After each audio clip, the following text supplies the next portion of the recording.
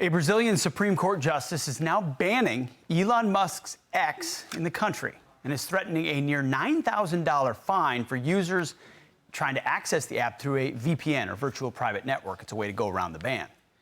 This comes as the founder of Telegram is charged with a wide range of crimes in France in an attempt to hold a top technology executive personally liable for the behavior of users on a major messaging platform. It would be like locking up Mark Zuckerberg for what someone posts on Facebook. So what does this mean for free speech around the globe and here at home? We're asking Strive Asset Manager, co-founder and president Anson Frericks. Anson, what does it mean?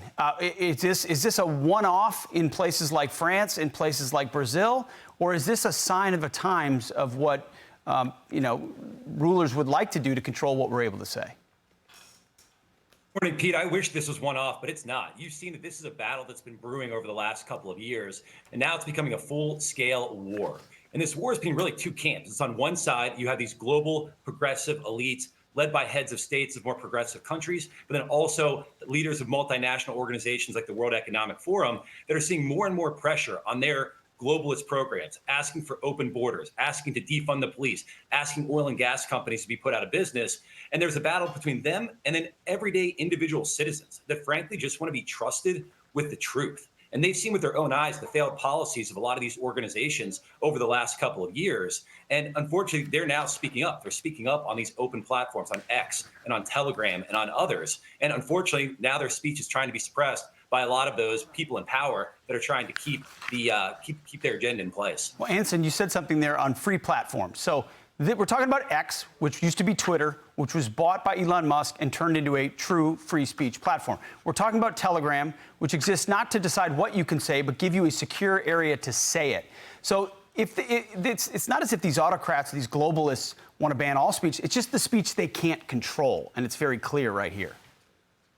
Exactly. And Pete, it's very clear that if speech is legally able to be made, you should be able to say it on platforms. And that's one of the things that Elon Musk, he's a big supporter of, where he says, listen, I might not like you, I might not agree with you, but I'm actually going to give you a platform to say what you have to say. Because at the end of the day, there's something to be said about the wisdom of crowds. And the online platforms of X and Telegram and others, those are becoming sort of the places where citizens come together, they debate ideas, they should be doing it in the open.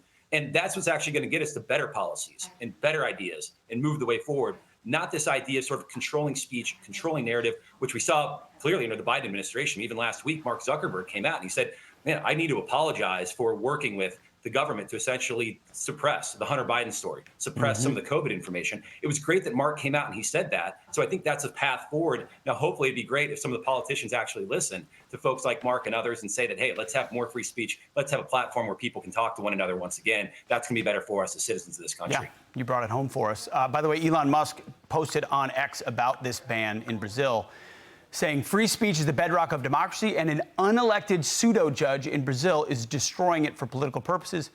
They're shutting down the #1 source of truth in Brazil. How far away from, are we one election away, the wrong president away, the wrong Supreme Court away from similar developments in our own country? I mean, you mentioned what happened in the 2020 election, the pressure that was put on platforms. Is America immune from this kind of stuff? No, Pete, we're right here. I mean, it was just last week that Tim Walz essentially said that there is no right to free speech as it relates to misinformation. But just 2 months ago, the New York Times and others were saying anybody that questioned Joe Biden's mental acuity and ability to be president, that was misinformation just 2 months ago. So we're at this point where this current potentially VP is saying that there is no right to free speech as it relates to misinformation, but he wants to be the one that controls what misinformation is. And misinformation can be, is there a border crisis going on? What should we be doing about gender identity politics? What should we be doing with oil and gas companies? I mean, they are trying to control the narrative because they want to stay in power. But unfortunately, a lot of the policies have obviously clearly failed. And the only way to stay in power is now try and control the narrative. And that's what you're seeing right now. You're exactly right. The words misinformation and disinformation are two of the most dangerous in our lexicon and wielded by wannabe autocrats to control us all. Anson Frericks, thank you so much. Appreciate it. Thank you. I'm Steve Doocy. I'm Brian Kilmeade. And I'm Ainsley Earhart. And click here to subscribe to the Fox News YouTube page to catch our hottest interviews and most compelling analysis.